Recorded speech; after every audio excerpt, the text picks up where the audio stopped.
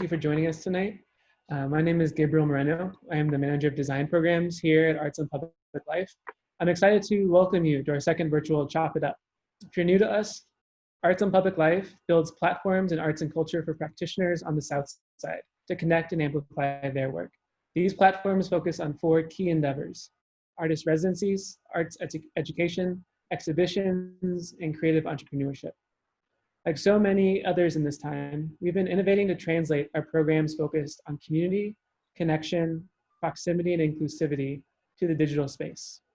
Some upcoming events you can tune into are our Juneteenth Marketplace, a virtual marketplace to celebrate and showcase a selection of Black-owned arts and culture businesses based on Chicago's South Side.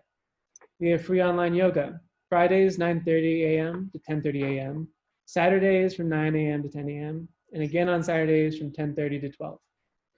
We have a dedicated group of committed knitters that meet via Zoom on Wednesdays from 12 to 3 p.m. to share their projects, their knitting, and their conversation. Starting July 6th, we will have 65 students, teenagers, in our paid youth education programs in theater, theater production, design, and arts leadership. Coming up online, we have our Spinning Home Movies Summer Edition episode with Jamila Woods. That'll be happening Thursday, July 2nd at 7 p.m. on Facebook Live. And stay tuned to find out the information on Ride On with Ben Lamar Gay, Grown Folk Stories with the Silver Room, and our Monday Night Jazz series. You can also find past events archived on our Arts and Public Life YouTube channel, such as our Juneteenth event, Liberatory Practices with Sadie Woods and Seed Lynn, our Spinning Home Movies DJ sessions, and interviews with past artists in residence. Today, it's my pleasure to support this conversation between our 2 guests who have been part of the APL family for some time and who are helping to create new space for creative entrepreneurship as we speak on the Garfield Boulevard Arts Block. I'll turn it over to my colleague Nutan Barani for introductions and to kick our conversation off. Thank you for joining us. Hi, everybody. Thanks, Gabe. Thank you for joining us tonight. My name is Nutan Barani. I'm the Associate Director of Design at Arts and Public Life. I'm an architect and a maker. So with Arts and Public Life, one of the things that I get to work on are the place-based projects that integrate with our programming. These are the places that are created for the great work that our teams do to establish new and innovative platforms for the arts on the South Side of Chicago. Our latest project is the L1 Business Accelerator in the historic Green Line CTA station on Garfield Boulevard. And it's in some ways the backdrop of what brings our 2 guests together with us tonight. L1 is the name of the retail space at this location, and it's an accelerator program for creative businesses. And so you heard it here first, with official details to be announced in the next few weeks. Peter Gaona will be one of the 3 fellows in the accelerator program, and Norman Teague has custom designed and built the interior millwork for the new retail space. So I'll say a little bit about each of our guests, and then we'll get started.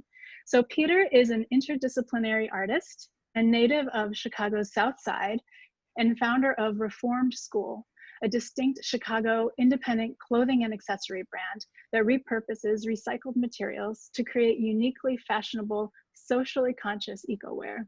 His products can be found at many places and very soon at L1.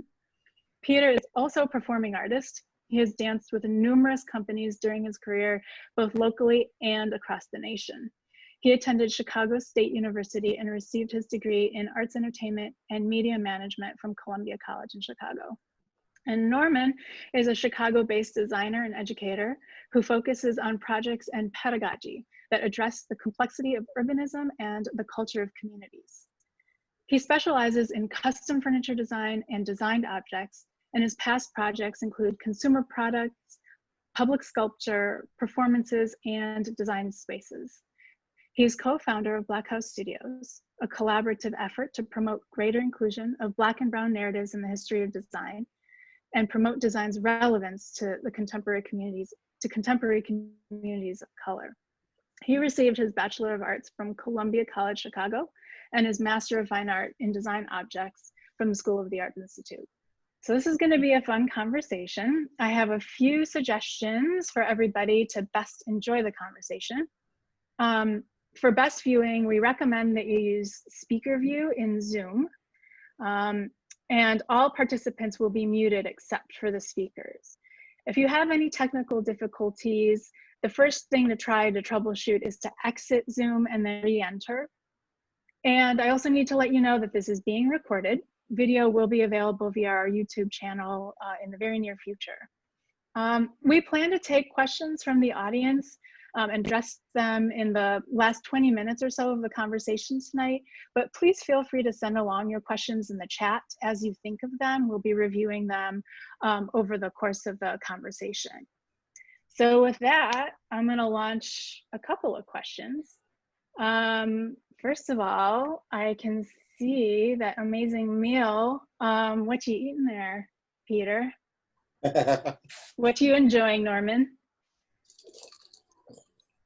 Well, right now I'm having this amazing Malbec wine, and I'm having a cheese plate in just a bit.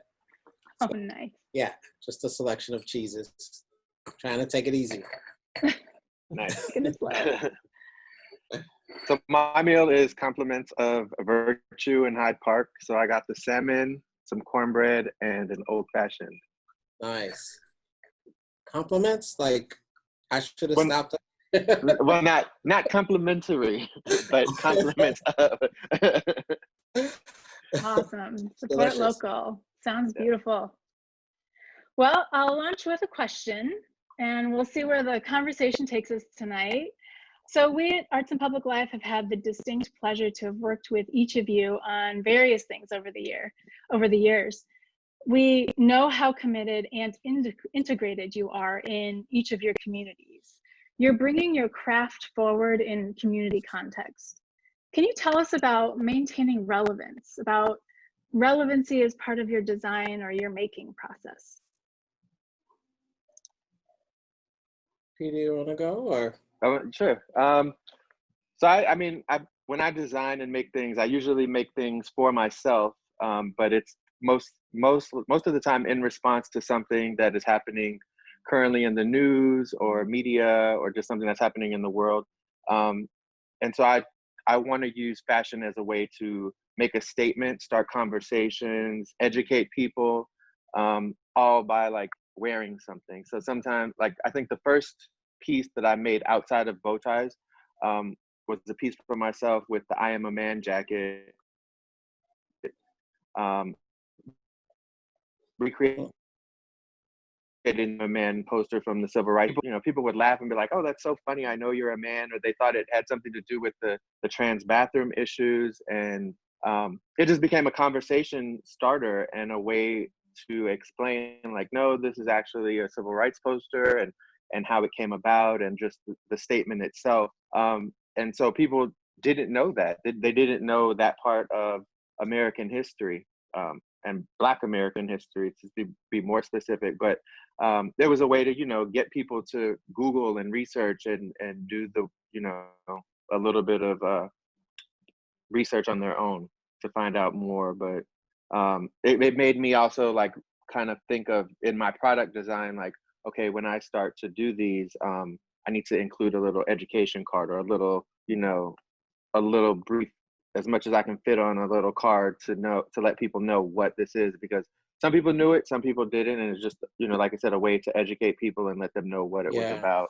Yeah, I like that, and I do notice that in most of your work, and I think it's very influential to make the purchase too. Like just knowing those cards are like a part of the education, because a lot of people don't quite understand that. I think when I think about relevance, I think it comes from an educational point as well, because I've been in teaching for so long, and just noticing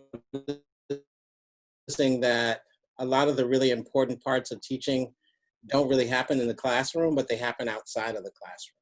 And so a lot of the times when I'm thinking through a piece of furniture or a space, it's really important to me that a number of people have some input in that direction that it's going to take.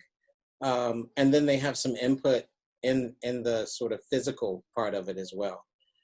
Because I think that design is not a common thing in our communities. It's not a major at, most high schools. And so it's really key to sort of get that or give that exposure or facilitate that exposure as best I can. So in any situation where I'm working with a client, I'm really trying to infuse those moments into younger people or just community people to really get an understanding of, like, design is not this huge academic thing, but it's a really simple thing.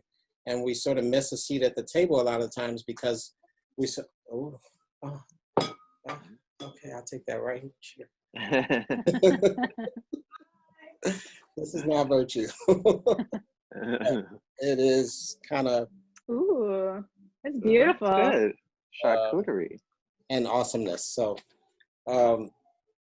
so I think I try and instigate these moments around education and design and really infusing them and not calling them two separate things. And then the real beauty of it is like this sort of gratitude and pride that comes along with like the finished product, because all these hands went into it. Then that means that all these hands are sort of proud of the outcomes. And so that's really relevant to me, because I think that we have a great amount of vacancy, and it's just a lot of the times design might just be the eye opener to see, like, it ain't that hard to do it. And you have the right to do it, as well as, Joe Schmo, the developer, who's going to come and tear it down and do something else. So that's how I feel about the relevance. I mean, and I think the people I surround myself with, I think it's super important that these collaborations are also a part of it, because again, it's another layer of togetherness that I think it's going to take to continue rebuilding our communities. Yeah, that's a great point around the community that you're surrounding yourself with. I think has it feels like the village that's around you is so essential to your work, both of you. Everything that you both have brought forward seems so integrated with what you know, and sort of it goes beyond trend, but delves much deeper into the root culture of where you are. And I think that's, what we see and feel and are sort of driven by when we are sort of impacted in a really great and emotional way with each of your work. Mm-hmm. What are some things that are, would you say is like field research when you're thinking about what to make or how to make something, or what you might offer as a product? What are some of the things that you would consider as your research, or who do you to rely on for honest feedback? Should I wow. Well, I read a lot. So I'm paying attention to what's going on around me. But ultimately it comes down to, like, geographically, like, where is this happening at? Because those are the people that I want input from. Because I think those are the people that are going to invest time in and possibly use on a traditional level. And so I guess it's really important to think with the people that are probably going to be impacted by it the most. And I know that's not like huge and like out there, but I really feel like I can't think about, doing what you did in Inglewood the same way you do it in South Shore, just because I think that there's a different demographic there. There's a learned person there. There's a history there. And so that kind of, when it comes to field work, it's real work. Like it's real conversations, it's real input. And then the muscle that goes into it to make it happen, and the brain power all comes from that community. So I think it's really rich that that community feels like they built that thing, or they tore that thing down. Like either either way, I think that when it comes to field work, those fields are very different from place to place. So it's key to talk to the members of those areas. Do you want to elaborate on a particular project or two to give us examples? I mean,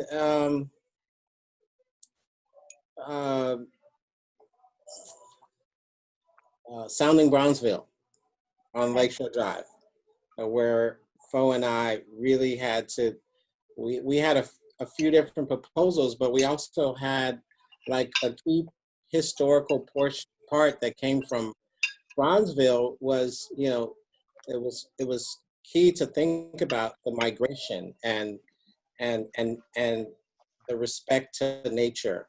And we went through quite a few ideas before we settled on one that, and I think it's something really rich about a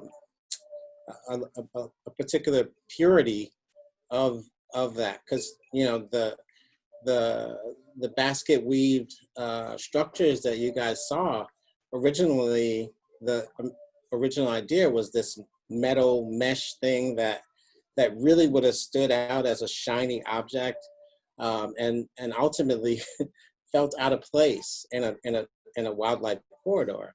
And so really listening to the Chicago Park District, talking with Wildlife Corridor, talking with one another, I think like when the idea of working with Willow to do those structures, both of us were like, that's it. Like we can't go anywhere else. And I think it was, I mean, the hardest part was like, by all means necessary, we will find enough willow to do what we want to do. And so that's when, you know, it gets tricky because you lock your mind to like, this is right, this is fair. And all the programming that went along with it was, we had some idea of that also. So the natural material just felt really good to go with.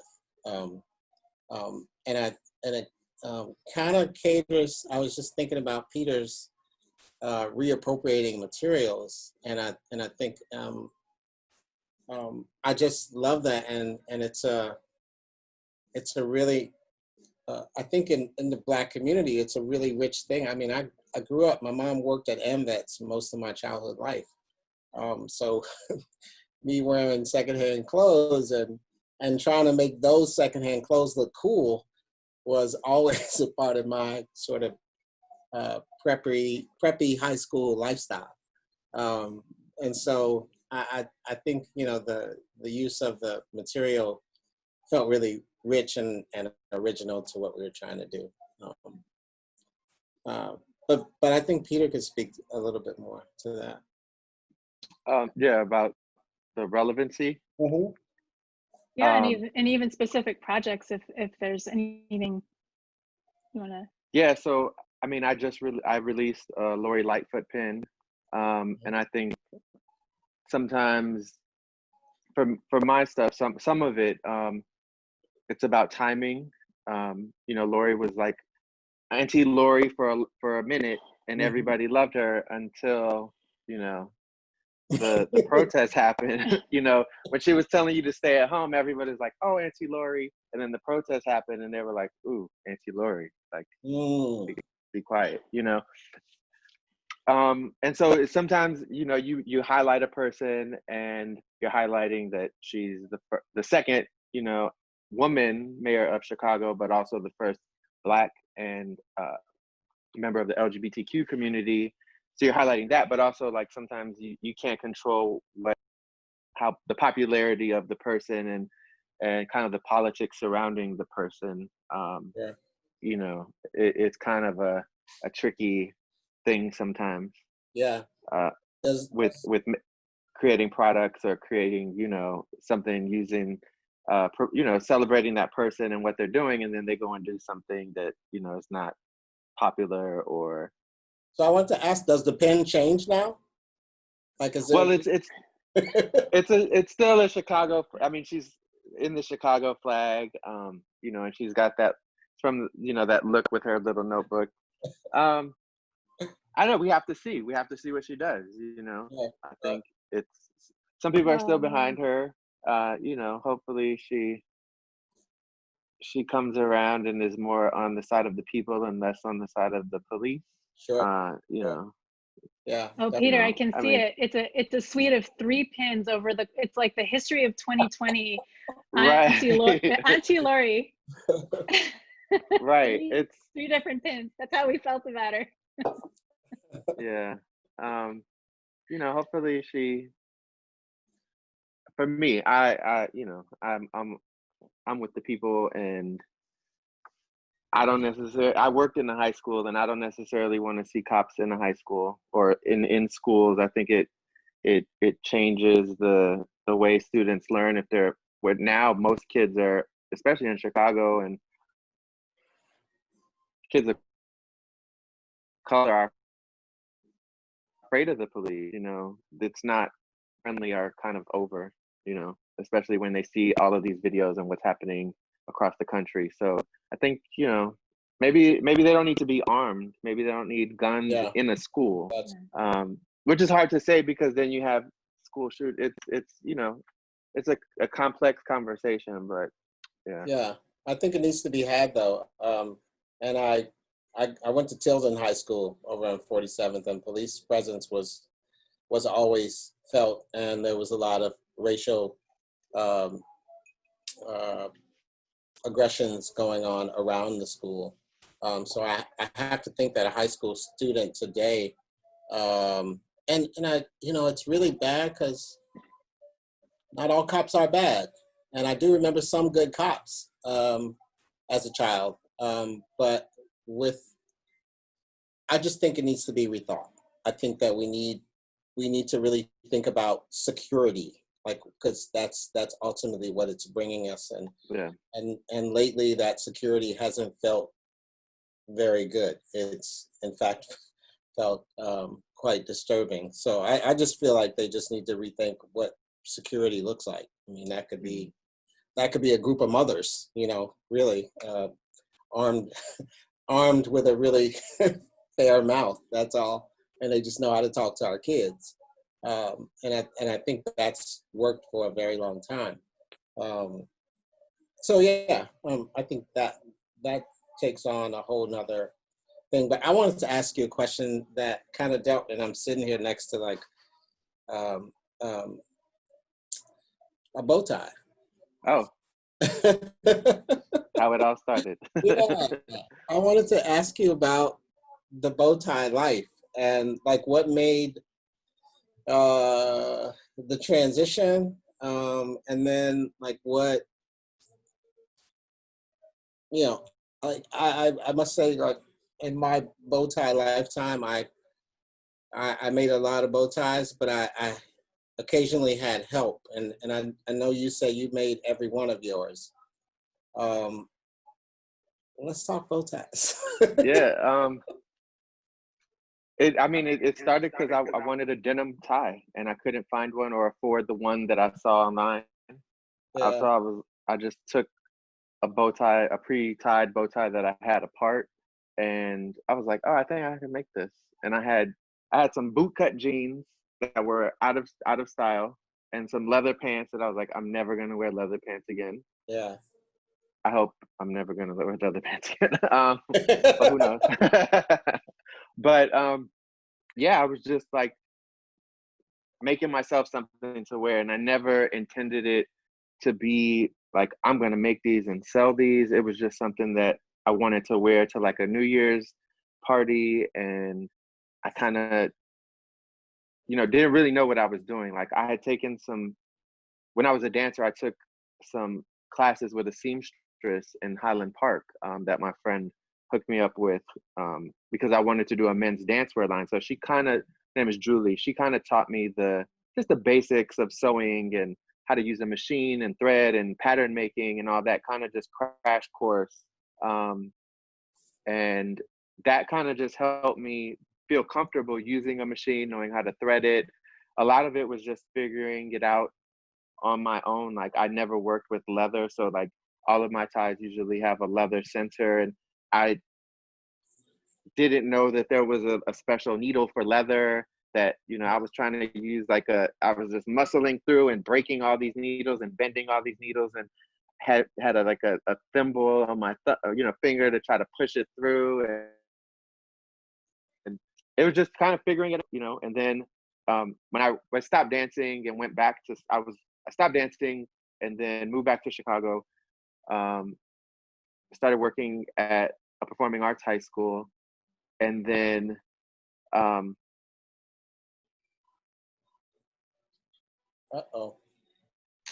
wasn't getting paid enough. They were, you don't have a degree. So they were like, well, we can't pay you as much as we would pay someone with a degree.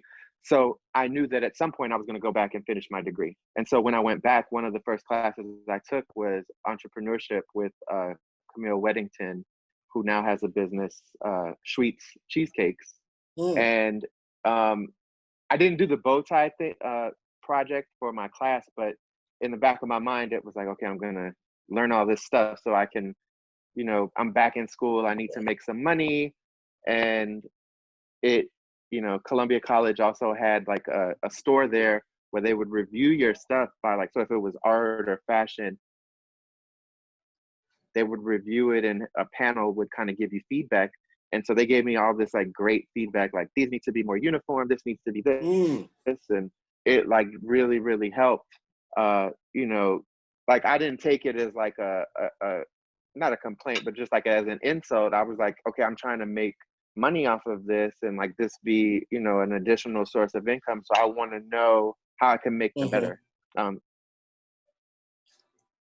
And it just kind of got from there, just from, you know, I started originally just, everybody's like, oh, go online and do an online business. But there's so much stuff online and you take pictures and then you get it in the quality of garbage. And you're like, oh, I wasted this money on this handmade product that I could have probably made. And so it just, you know, they've definitely evolved since I first started making. I still have a few that like from the very beginning, but I'm just like, oh my God, these are horrible. Mine started, I was sweeping out my wood shop and all these wood chunks were kind of left over. We called them scraps, and I kind of sculpted it and played with it, and you know, slightly entertained myself that this was a wearable thing, and then I just threw together like 10 of them, and I just started like talking to friends and like, do you really think this is something you would wear? And everybody was yes. And then I did a photo shoot in front of the Chicago Architecture Foundation downtown. And I intentionally used a few white men in some suits, and it helped. Like it was like it was a marketable product. I was like, all right, but I realized that the time that it took me to really choose the right wood, carve it the right way, get it to a really finished point, and then, you know, get packaging for it. And I mean, there's a lot of really delicacy that goes into that little strap, because the bow tie itself is kind of cool, but then making the strap and putting the on that is a job in itself. So I was like, okay, well, I'll sell it, but I ain't gonna sell it for less than, you know, I was on some shit, but yeah. Well, I mean, it's funny because mine, when I first started, I did Randolph Market and I sold out. But I think that was my very first market. I think the bow ties were $20. But I didn't think about like paying myself. I was like, oh, all of this stuff was free. Like I didn't pay for, you know, people were donating old clothes and all the leather I got from Columbia College from the guy who does all of the furniture. He was like, oh my God, I have boxes of leather that you can have. And I was using just old stuff in my house. Like, this will make a good bow tie. And it just paying for markets and branding and packaging and getting a, you know, an Etsy shop, all of that stuff. I was like, I was happy that I sold out, but then I was looking at the numbers and I was like, I didn't make no money. Yeah, so I was really comfortable because I started out at like, you know, I started out at like $50 because I knew the time that it took me to do it, and people were telling me like, that's too low. You need, these are like, they're one of a kinds. There's not another one like it. Blah blah blah. Everyone's different. So I took it up to $100, and I felt like that was a comfortable place. Like it fed me to do more, and I think that's what I needed it to do, because I was up late at night, you know, making bow ties, and I know you know that. Yeah. Yeah, I just thought that commonplace was really really beautiful, and then, you know, sooner or later, wooden bow ties became a really common thing, so it was not that easy to sell them. So I make them as custom pieces now. So it's still fun. I Yeah. still love it. I still make them as well. Like, it's kind of like everybody, I don't wear them as often anymore. Like, I used to wear them all the time because my entrepreneurship teacher was like, you need to figure out how to wear a bow tie with the t-shirt. Like, that is your calling card.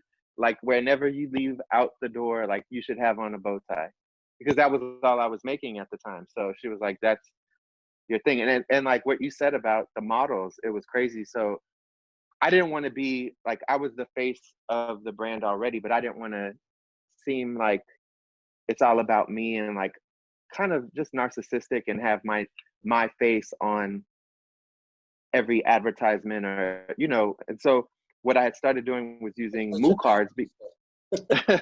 Thank you. But I wanted to be about other people, and like each one is individual, and like I didn't want it to be like my face on everything. So just started, you know, friends and family and people who bought the ties, you know, I would ask, hey, can I use your photo? And like on my business cards, I use Moo cards, which allow you to put pictures, like different every business card can have a different picture on it. And so I was at a market and somebody was like, you should hire some white models because people might think that these bow ties are for Black guys only. Sure. And I was just like, what? Like, it's a bow tie. Like, Yeah. it's a tie. Like, anyone can wear a tie. Yeah. And they were like, well, and I was just like, well, this is something I can control. Like, other media, I can't control. And there's so much Eurocentric standards of beauty. And so with what I can control, you're going to see people of color, Black and brown people. Yeah. And if that makes you not want to buy one of my ties, then I don't really want your money. No, it works perfectly, actually. Right. Like, that's fine. Like, if you're not down for what we represent, then that's cool too. Well, I always thought from the get-go, like, to carve a piece of wood to fit into a tie felt very ethnic to me anyway, like because of the carving, and, you know, the artistic artisanry that we're attached to has so much hand involvement. I always felt like it was an African, and then I would do really exotic woods like zebra wood and things like that. So I really felt close to my ancestors when I was doing these things. And that's why, that was another thing that really reinforced, like, hell yeah, this could be $100, like maybe $150. But, you know, I always felt like it was worth, you know, the personal touches to each one.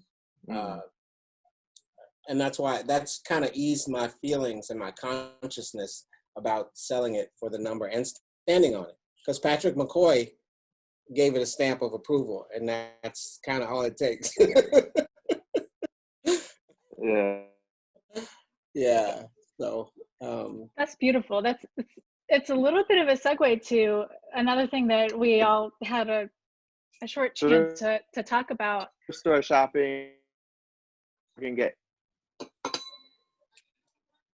Peter, you there? Yes, I'm sorry. I think it cut out a little bit. I was just going to ask both of you a little bit about, tell us a little bit about how how you're working and how your ideas of commerce as being a tool for justice. How is that coming through in your work and your products? Maybe how is that transforming a little bit in our recent history with the uprisings? I think a lot of what we were just talking about really speaks to that. And is there anything more that you can add, or have you been thinking a little bit about? Well, For me, yeah. like, oh, Go ahead, Peter. I think I've always, I always not, I'm not gonna say always, but I try to do things like not for social media, right? Like I want to make impact, but it doesn't have to be for attention or for publicity. And I know like having a brand and all of that is good, you know, marketing strategy, but sometimes you just want to donate and give to the causes that you really are passionate about. And so I've created works that like certain pins, you know, a portion of the proceeds go to women with breast cancer, and specifically like Black women and women of color because they're more predisposed to certain types of breast cancer, and that usually don't get the same type of funding as white women with breast cancer.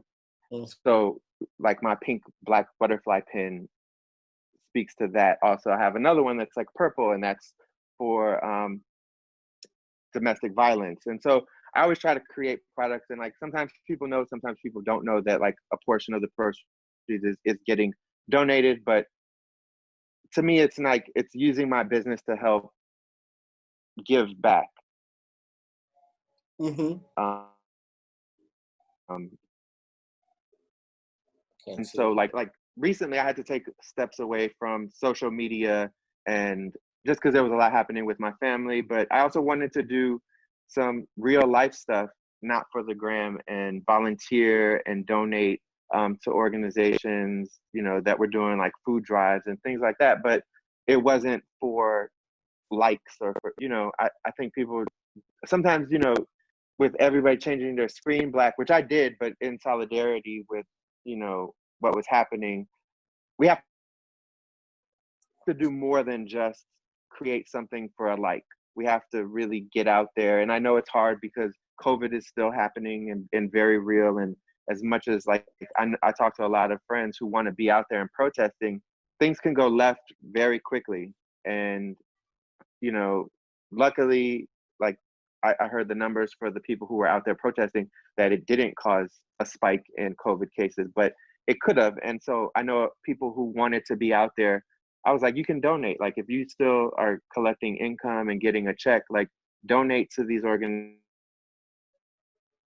for bailout or for food drives or for all of the, you know, there's a bunch of different local things that you can help and still be, you know, at home and safe. Yeah. Yeah, I think I agree. I think there's a lot of ways I've tried to just, I think it's, for me, I'm constantly trying to help others, and just like Peter just said, and a lot of that comes from donating or supporting my local charity. A lot of it, in my case, comes from employing people. One of the things I figured out when I was working at the Arts Incubator, and it's a push that I've pushed for a long time, was that you know, we used to employ a few kids that were in the design apprenticeship program. Come to find out, you know, over some time, I realized that the money that they were making was went to their homes, went to support their homes. In fact, some of their parents would actually pick up these checks because they were important to the household. And I just feel as if I think design can stretch into places that dominate the existing systems and really start to take our vacancy and turn them into ways of making money. And so I try and employ as many designers as I can, and I try my best to pay them. I've never had a free apprentice or intern. And so I feel like that is probably the best way that I can personally give back, and educate at the same time. Yeah, back to Newton's question too, about consumerism and using our dollar to impact and create change. I think that we have to become smarter consumers, and know exactly where we're spending money, support local businesses, and do your research when you're spending your money. If you want to support a Black business, ask, hey, are you a Black business? Or, hey, are you a Trump supporter?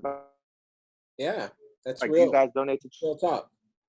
Trump? Like, you can find a lot of stuff on, and if you see a local business like Uline, which lots of businesses order their bags and retail supplies from, is a open Trump supporter. So you can let your local business know, like, hey, do you know they're Trump supporters? Like, you can buy bags from 20 different places that don't give money to Donald Trump. So Yeah, creating conscious and creating consumers that are knowledgeable and not afraid to ask questions, and knowing that your money is going to affect change. yeah. And I'll say it, I'm intentional about hiring apprentices of color in some way. And as much as I can, I really try my best to mix this sort of in with like institution and like what's truly in my heart is like my neighborhood and community. And I find the best ways that I can to really intermingle those things. I don't know if there's a commerce sort of level to it, but I definitely feel like those relationships are always eye-opening to the student as well as to the community folks, and that's an important part of like my sort of day-to-day practice. I don't make a lot of money, so commerce is it's important, but it's definitely not like the top layer. It's probably, yeah, I should probably move that up a little bit, but but it's like I feel like investment, like we always talk about the ROI, like the return on investment, and I feel like there's a different kind of return on investment that we look for, and that's like, yeah, there's no money that could add up to that. Because sometimes like how your piece or how a work makes somebody feel is, yeah, you can't put a value on that. Yeah, I 100% There's no value to get that. that from Peter. Like your work, I always feel me. Like I don't. There's no distance at all, and I love your brand. I love what you do. And the fact that you could pop up like 7 days a week and still be smiling. Like I'm like thrilled every time I see it, because I'm just like, this dude don't sleep. You can't. But one thing I was gonna say, back to where you spend your money, like once you know something, you can't unknow it, right? So once I knew that Chick-fil-A didn't support LGBTQ people, if I eat that, like I know that I'm complicit in supporting that anti-ness. Yeah. And so I think as good as something tastes, as nice as something looks on you, like you can't unknow that it's hurting somebody else who looks like you or is exactly like you. Yeah. And we have to decide to and make it known that like our money matters and that we're going to take it and spend it somewhere else. Yeah. I mean, I think for most of us, and I say us meaning like probably most of the people that's on this line, I've always believed that like in an effort, the best way to like kill big business is like have really small business that really caters to the people in like a 5-block radius. Like there's no way you can't tell me that 71st and Bennett Cafe that has jazz on Tuesday nights and poker night and bingo night and all these great things in it can't defeat and or at least sit with, hopefully defeat, a Starbucks. Like I just don't believe it. Like there's a sister that makes these caramel cakes down the street. What's her name? On 71st. Mm-hmm. Stephanie, Yeah. Brown And Sugar Bakery. Brown brown sugar. sugar. Like you Yes. can't, like that is, like if she opened up to serve coffee and like, and jazz on Monday nights or Tuesday nights, like we gonna love that. And 9 times out of 10, we're gonna go there in the morning instead of Starbucks. And so I just feel like if the more we can heat that up, support that, and keep that moving, I think the equity will come along with that. And That's beautiful. But both of those things speak to one of the things I wanted to ask you both, and it's about sort of how do you see this unfolding in like 5 years? Like we see, you know, we're really hopeful around the uprising movement that we're in right now, and both of what you're saying around putting your dollar where it means most to you. And your examples, Norman, around, you know, the folks that you're working with, that you're mentoring in many ways. How do you think, how do you feel that looks like in 5 years? How can, or 10 years, or, you know, in the future, how are we going to get to supporting a Black economy through and through the supply chain over the next several years? How are we going to get there? Well, I think it's, and I don't want to be like commercial, but I think there's a woke moment that's happening right now. I hate to be cliche, but I think Black folks understand a lot of things. There's a lot of systematic wrong that's like, and I think it's been exposed for years. Have a good night, y'all.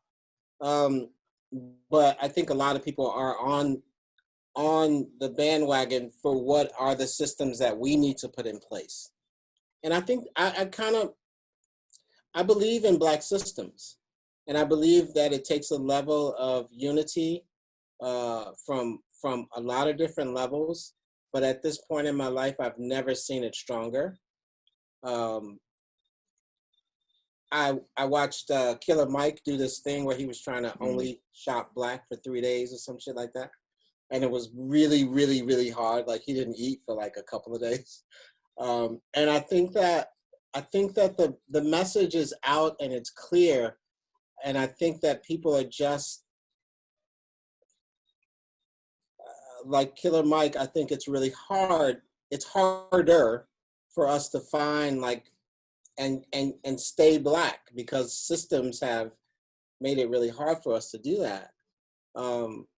But I feel like it's moving in a direction that's so great that I believe that we are moving to a much better place. That's the best thing. That's what I foresee, and I think that if that can continue, I feel like, you know, we're closer to there. And I feel like go ahead, Peter. the information is really all at our fingertips right now because we've had to stay at home and we can't go and physically go to stores. We can still search online. Like everything we need to, you know, pretty much know is available to us. And there are Black and brown people doing it. You know, there's a Black-owned detergent company. There's a Black-owned paper company that does tissue paper and all kind of commercial goods. And so I think like right now, like the old boys club is breaking up. Like we're breaking up the old boys clubs right now. Those companies that have had generations of support from, you know, these billion-dollar companies, you know, okay, I own 10 buildings across the globe and you're going to supply all the toilet paper for my 10 commercial buildings. Like now is an opportunity for them to say, okay, I'm going to get toilet paper from this Black-owned company for my 10 skyscrapers all over the globe. Like, because they want to, you know, it's been, the light has been shined on them.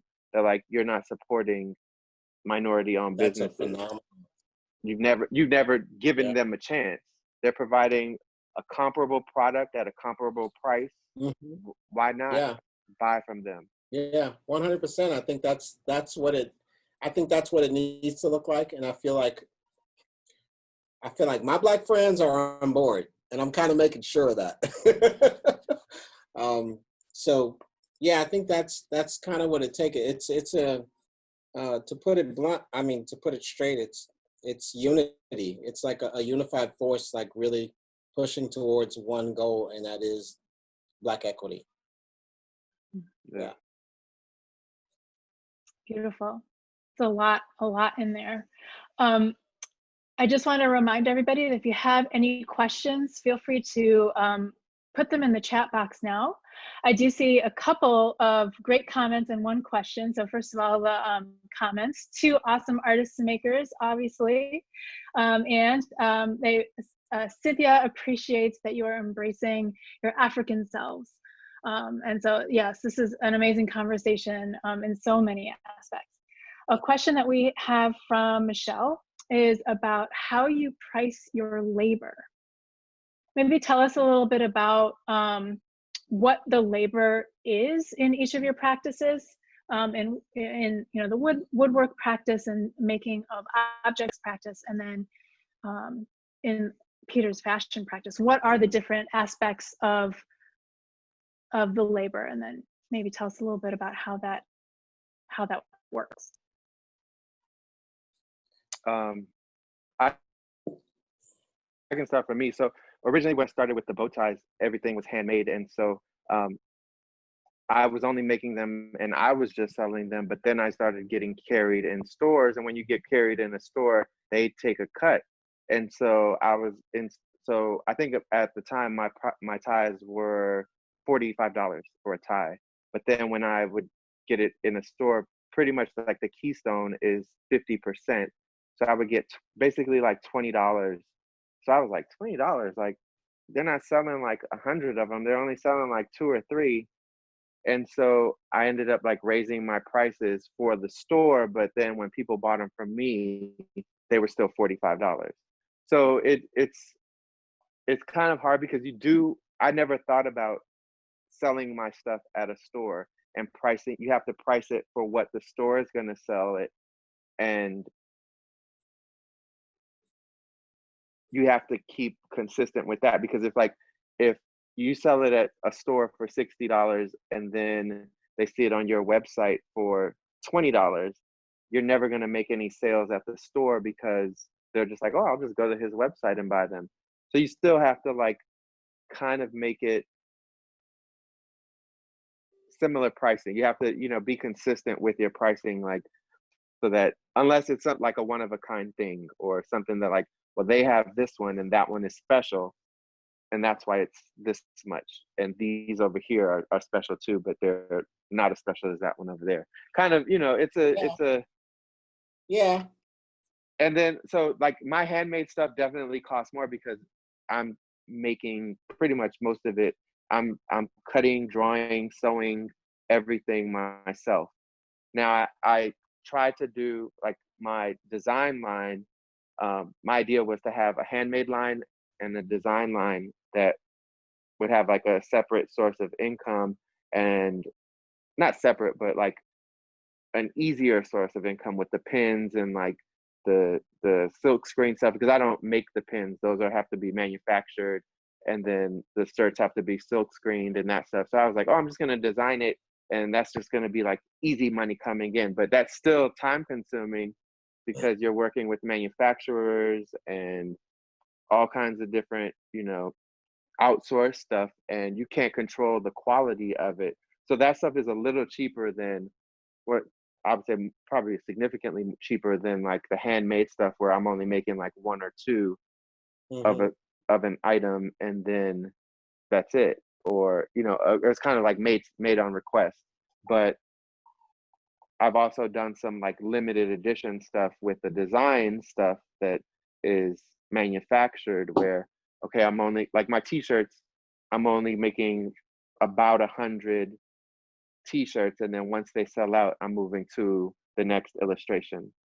And so to kind of create a demand for it as well. And so everybody wants to be unique too. Like you don't want to see 10 people at a party with the same shirt that you have on. I don't. But like you want to be individual. Everybody's gonna rock it a different way, but you don't want to show up to an event and somebody else have on the same exact thing that you have on.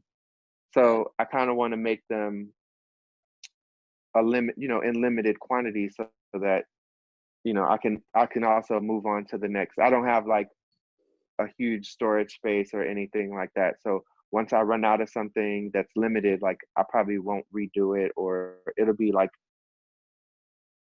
a year or two till I maybe release it again. But most likely I'll probably just move on to something else. Hmm. Yeah, I think mine.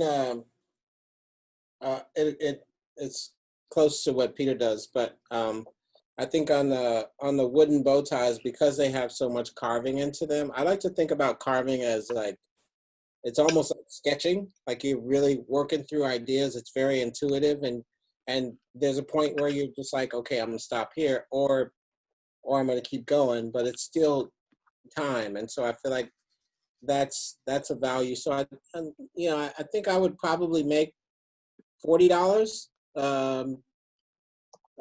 maybe 50 out of $100 tie, because I spent time going to shop. I was doing a lot of bow tie, actual ties that I would, because some of the vintage ties had really great fabrics.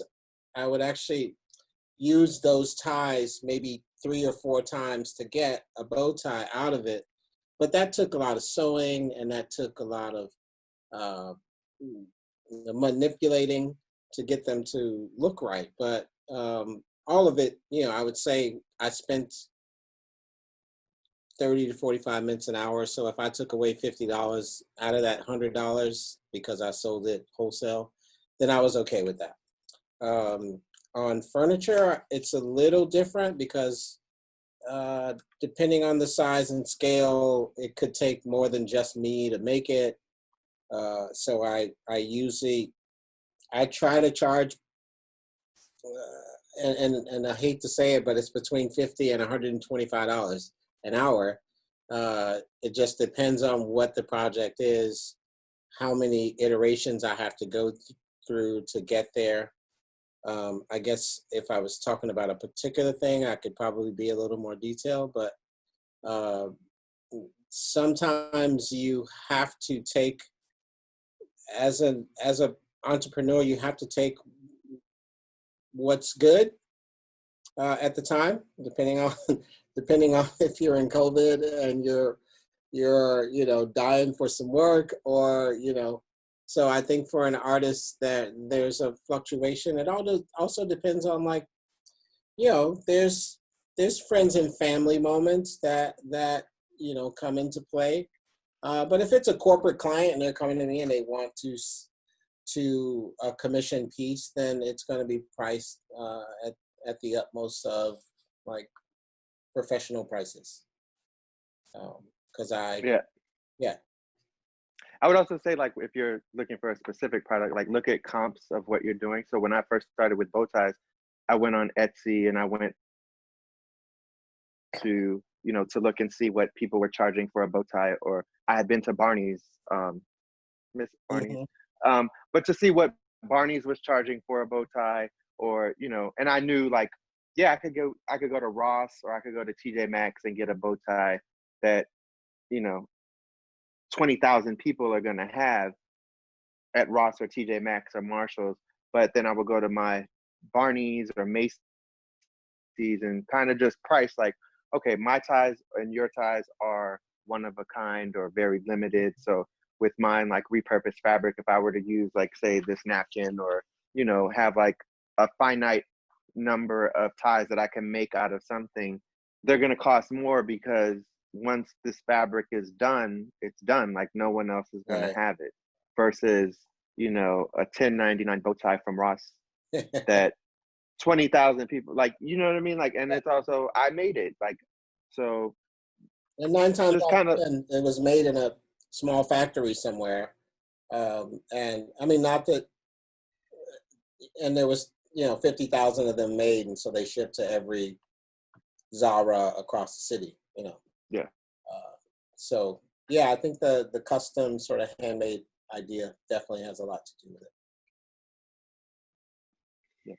Yeah. Thank you. Thank you both so much. I'm sorry, was there more you wanted to add?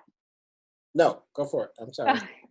I just wanted to say thank you so much. This is about the time that we have. So there's so many comments coming in, really appreciating both of your great work. I know I appreciate working with both of you so much. I've had the great pleasure of being able to work with Norman pretty closely on the L1 space. And we can't wait to announce more about that really soon. I got one question. Sure. For Peter. Going from pop-up to like brick and mortar, like this is home. How's that feeling to you? I'm excited. I'm excited to do it. Especially now, like I'm usually at every market that I can, not every market, but a lot of markets right now are pop-up shops. And because of COVID, like everything has been canceled. Essence Fest, Afropunk, the Silver Room Block Party, Brewfest, all of those bigger events are postponed or canceled till hopefully next year. So I'm really, I think a lot of people right now, I myself want to shop. I'm tired of Target selection.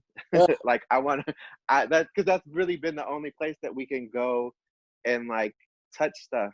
Everything else is like closed and you can only order online. Yeah. And so I think right now people want to support small local businesses. And so I'm excited to be a part of the L1 and, just see like what the new retail environment is going to be. Like I've been to a few markets recently where like open air markets outdoor where you have to RSVP to go and you have to, it's timed entry, it's limited. It's all cashless, so there's like a limited interaction. You don't have to touch anything. Sure. So it's going to be interesting to see what we have to put in place to keep people healthy and to keep ourselves healthy as well. I think that like we want to keep the customers and keep people just as healthy as we are, and a lot of we wear masks to keep other people healthy, not for ourselves. It's for the community and for others, not for ourselves. So hopefully people have that in mind when they come to shop, and I think we have a very supportive community who shops with us and people who are interested in our brands. And so I'm just looking forward to see what's going to happen and how we can make create an experience for. I'm blessed to be able to create for you and with you, and I'm looking forward to opening. Thank you, Newton. This is really, really Gabe. Thank you so much. I appreciate it. And yeah, thank you guys. Thank you. Thank you so much for being collaborators with us on all of these things. So much good stuff to come. There is one last question that I can answer very briefly, and it's just about sharing more information about L1. L1 is going to be a new retail space on the Arts Block. It's in the old CTA, historic CTA station, right underneath the Green Line on Garfield Boulevard. And Peter will be one of 3 fellows featured in that space. And I mentioned at the very beginning that more information and official press release information will be coming forward in a couple of weeks. So be sure to follow Arts and Public Life information and you'll definitely see it there. So thank you again. And with that, I'd like to remind everybody that our next opportunity for Chop It Up will be, I'm going to find the slide if I can. It's on July 10th, and we will have Amanda Williams and Lake Jafus with us on July 10th for another Chop It Up. So thank you so much for joining us, everybody. Sweet. Thank you, everybody. Thanks, Newton. Thanks, Gabe. Thank you both. Thank you, guys. Ciao.